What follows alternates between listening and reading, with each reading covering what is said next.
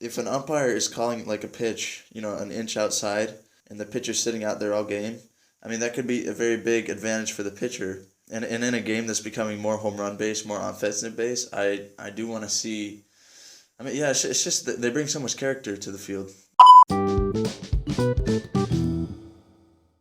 Welcome, ladies and gentlemen, to our very first Corona special. I don't know what we're calling it yet. Do we have a special Corona name? special. Corona specials. Corona clips? No? Fried Corona No. dingers. Just- I Fried don't know. chicken Corona. Yeah. Anyway, so given the current situation, we're going to try to be uploading some shorter segments here and there. They may be baseball related or fried chicken related or none of the above. You'll have to find out. But boys, Yeah, boys, so I got it. It's COVID FCD. You know what? We're going to go over the name later. But yeah, so keep your eye out for more of these segments that'll come out at to be determined times. And we'll see how we can cope as a podcast without regular baseball going on. But for this first segment, we've got some exciting news from the baseball world. I can talk about it. Yeah, no, why don't you start off with the realignment, and then Barry, you can go into the details of the stuff. Okay. So with the season obviously being not able to start and delayed, there's complications with the schedule. So one of the possibilities for fixing it is to realign all the teams and leagues based on their spring training leagues. So the Cactus League and the Grapefruit League. And so there will be 3 divisions in each league with 5 teams. So I'll just read off the divisions now. There's in the Cactus League, the Northeast Division, we got the Diamondbacks, the Cubs, the Rockies, the Giants, and the A's. In the West Division, we got the Dodgers, the Reds, the White Sox, the Indians, and the Angels. Northwest, we got the Brewers, the Rangers, the Padres, the Mariners, and the Royals. And so then, moving on to the Grapefruit League, in the North Division, we'd have the Yankees, the Blue Jays, the Phillies, the Tigers, and the Pirates. The South Division would be the Red Sox, the Rays, the Braves, the Twins, and the Orioles. Then in the East Division, the Nats and the Astros, that's interesting. And then the Cardinals, the Mets, and the Marlins. Nice. So that's how the divisions would look. Yeah, and then within those, the games in this new system, there are several smaller rules that MLB will implement. I think Barry has them. But before we get into the rules of the actual games themselves, the schedule would look like 12 games against each of the teams in your division, and then 10 versus the rest of your league, and then there would be no interleague play, so that's 108 games in the season. And now on to Barry. And when would it start? I don't think they know when it would start yet. Well, the goal would be to be back by May. As soon as possible, but Yeah. May I think is the I target. think that's when they want to be back by, or that's the goal. Yeah, Um, that is the goal. So Okay. all of these games would be played in Arizona, right? No, so all the Cactus, they'd all be played in your spring training facility. So all the Cactus League ones would be in Arizona, all the Grapefruit League ones would be in Florida, based on where your spring training facility is. So the teams at least have some sort of sense of a home field that they know. So, implementing, and they want to implement an electronic strike zone, and they want to take away the home plate umpire. The purpose behind it is, to maintain a distance between the umpire and the catcher and the batter and people. Then the second one, no mound visits from the catcher or pitching coach. 7-inning doubleheaders with an earlier than expected start date could allow them to have closer to a full 162 schedule. So yeah, 7-inning doubleheaders with the games.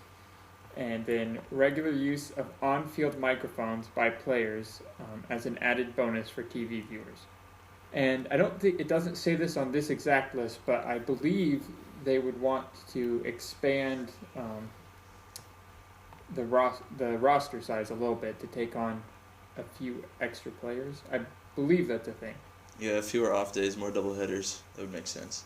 I don't know about you, but those microphones sounds awesome. Yeah. That's true. That is the one rule thing that I actually like. Okay, so now on, I guess, to concerns. So I'm not gonna lie, I'm very concerned about the electronic strike zone thing because I understand the necessity of it for now for during this pandemic, but I know there's been talk before of trying to replace the umpire in baseball, and this could potentially. I don't want them to use this opportunity to try to get that implemented now in this season, and then try to start pushing that into actual baseball, MLB baseball. Yeah, I think a lot of the fans actually do not want this strike zone. And I think them saying that it's for the virus, I think that is a little bit of a, misguided statement because I think since they've been talking about implementing it, it's probably going to turn into something that we see more often, and I really don't like that because umpires are there for a reason. Mm-hmm. A hitter, okay, so I'll break this down. A hitter, they do want a strike zone that's consistent. However, a pitcher, if an umpire is calling like a pitch, an inch outside, and the pitcher's sitting out there all game, that could be a very big advantage for the pitcher. And in a game that's becoming more home run based, more offensive based, I do want to see. It's just that they bring so much character to the field. They really do. And I don't know. the other thing is they're just such a big part of baseball. Like, hating the umpire. We all do it sometimes, but that's a big part of baseball. Like, being angry because the blue made a bad call. You get to blame somebody. It brings in human error that, it brings in debate. It brings up people's opinions into things, and it makes it so much, more fun to talk about and argue about and watch. If it's just an electronic strike zone, true or false, then it's just kind of boring. You're just watching an automated process. Yeah, also, logistically, I don't understand it because if the point is to help people maintain a distance from each other, then what happens when, the first baseman is trying to pick off the guy on first? They're right next to each other, right? There's going to be contact all throughout the field. So if it's already being deemed safe enough to play baseball, then I think, it should be safe enough to have the ump behind the plate. I don't think they're trying to remove the proximity. I think they're just trying to limit it as much as possible. And what you're saying with the pickoffs and stuff, that stuff is necessary to the game, which umpires are as well. But they've had this idea for a while, and so if they're trying to limit it as much as possible, the umpires aren't playing the game.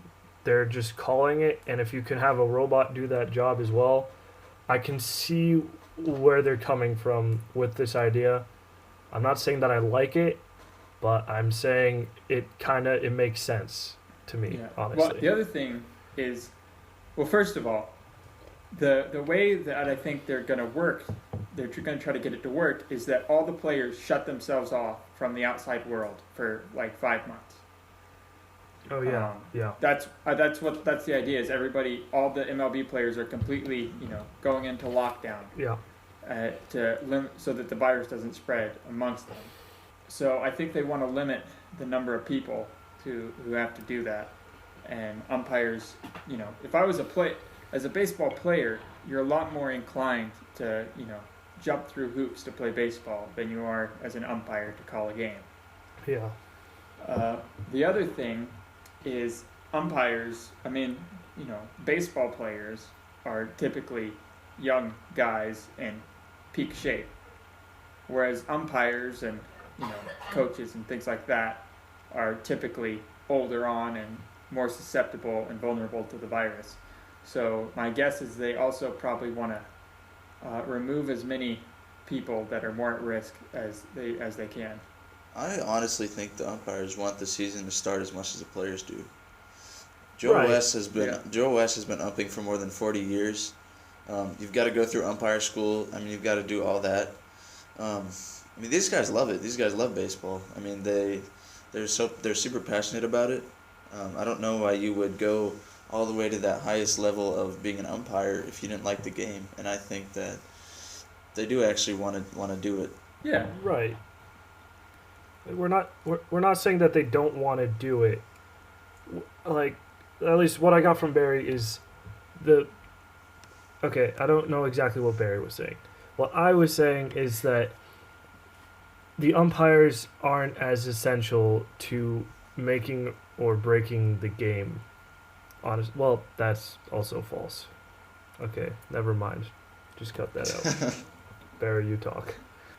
Well, the thing is, okay, for these players, the cost is going to be great. Like, when we say they're shutting themselves out from the outside world, that doesn't mean just they're not going to go to the supermarket or anything. That means they can't be with their families for 5 months. Yeah. So, as an umpire, you're not getting paid $30 million a year. And you don't have as much of a career at stake. So I'm just saying, I think they have a little less incentive than the players to,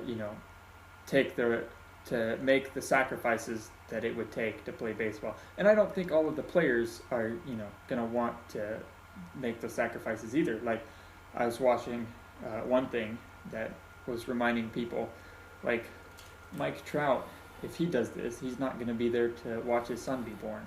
Stuff like that. It's gonna, it's gonna have a major impact on people's lives. And I think that's the players' main concern with this plan. They don't want to be apart from their families for 5 or 6 months. They want to be with their families for, like what you were saying with Trout, with his son being born.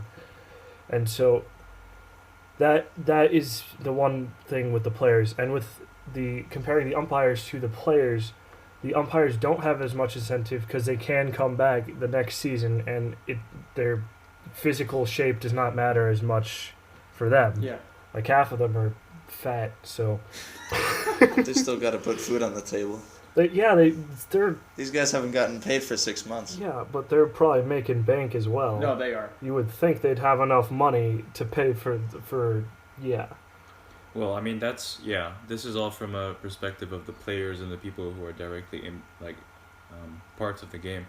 But from a fan perspective, do you guys think this realignment and all these new rules, do you think it's worth, it's something that we really want to see? Because we all want baseball for sure, right? And we want to see it. Everybody wants baseball. And although this season, if it goes through, if we have a World Series in November or whatever, it's always going to be tainted with this, it was a very unusual time and nothing to do anything about that. Yeah. But how badly do we want to see just games and just see guys out there throwing the ball and hitting dingers and stuff? To me, you let the players bring their family as well, and you mic up all the players. It's completely worth it. Yeah, but that brings a whole new set of challenges, because then the players' families have to be completely cut off from the outside world. Like, if you have 2 young kids, you don't want to keep them inside for 5 months. No. Without the ability to go outside. Not to mention, they won't be able to go to school either. Like Mike Trout. That's true. Or with the birth of his son, his son gets born. You have to either leave the house or probably let people in it at least. Well, then you're compromised. Yeah. Barry is such a good fan. Always thinking about the players. Hey, man. Yeah. I really only care about Mike Trout. Well, I have some... No, yeah, I've got some other news that I just read just before we started this segment, or recording. I don't know how credible it is or how for sure. It's not for sure, that's for sure.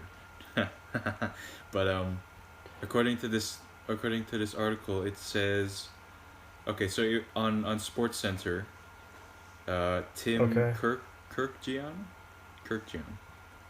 Okay. He said that a source told him, and he doesn't say what the source is, but he told him that MLB is actually considering playing the entire season in Japan because Japan is gonna get over the curve What? of. Hold up. Japan is gonna get over the curve of, like increasing infections and stuff like that quicker than the U.S. is, and so what they're saying is they're gonna move it to Japan, and then they're gonna have the Japanese league play games at night while the MLB plays in the day. I mean, obviously, this is still like the article just came up, and it's still for sure. It's like kind of a rumor. How true is this? But I mean, it got on Sports Center, so. I mean, I think they're considering every possible thing, because like this is basically what they were saying with the Arizona League back like a week ago, where all the teams would be in Arizona. It's basically the same thing where they're just. I don't know if they have to be in complete lockdown for that. Does it say, Pasky, if they have to be in lockdown? It doesn't say no. I mean, I would Okay. assume they wouldn't, because if they did have to be in lockdown, then there's no point in doing it in Japan rather than Right. Right. Arizona. I think that is another viable option. I think they have to explore every possible idea. Yeah, that's a very progressive plan, though. That is a very interesting plan. And yeah. No, but that's also true. It goes back to what Barry was saying for the players. Like, say, okay, we're going to take Mike Trout as an example again.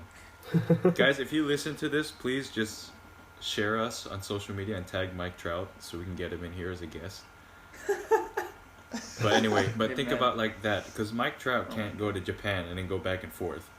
So either his baby's going to be born in Japan, Yeah. or he's got to be away from his family again. Yeah, and that's the other thing is then you're asking all the players to move to a foreign country for 5 months, which, you know, is also a big life change a bit. But actually, Yeah. On a more practical side, that does bring up a bit of how would the time work with that? Because I assume they want to broadcast games live. So how would Japan time interface with U.S. time for games? I think that's why they would play games in the morning. Yeah. Hey, that'd be great for us, because here, when they had the series with the A's and the Mariners, it was like 11 a.m. our time, so That's it worked true. perfectly. That was really nice. Except the game wasn't that nice. But yeah, so 8 a.m. in Japan is still 7 p.m. in Eastern time. So It It'd would be be cutting it interesting. close. David, you were saying something? Yeah, I was just gonna ask you guys what you think about the individual, the divisions in the leagues. I think the divisions could be really fun, especially I think the whatever division we are, it's either the West or the East. West. That could be really interesting with the Dodgers, the Reds, the White Sox, the Indians, and the Angels. Like, I think aside from the Dodgers, all those teams are pretty evenly matched. So that could be a really fun division to watch. Good. And just mixing it up, being able to see the other teams that you don't normally get to see and play against Yeah. would be really awesome, in my opinion. Also, I have a question because the purpose of realigning the divisions is for travel purposes and because Mhm. the spring training facilities are close to each other. So, if everything was moved to Japan, would that still apply? I would assume it probably wouldn't because Probably not. so that's probably a unique to doing it Arizona and Florida. They'd probably still realign the divisions somehow if they moved to Japan. Yeah. Really, the MLB is just trying every possible thing to get the season started as soon as possible, and that's a good thing, in my opinion. Yeah. Well, guys, I think we're about out of time for this segment. So, do we have any thoughts to wrap up with? You know what? I think we all want baseball, but we know that this is something that's a bit bigger than just a sport. And Just of a course, bit. I mean, Just a new news is coming out every day, so we'll have to see what happens with this, if it actually goes Yeah. through or what happens, and for sure we will do another segment about it. Definitely. And you'll get to hear our beautiful voices again. But that's it, I guess, for our first Corona special, or some. We'll come up with a name soon. before it's released. Yeah, definitely. Obviously. Yeah, I guess that's it. So this has been fun, guys. Fried Chicken Dingers podcast crew.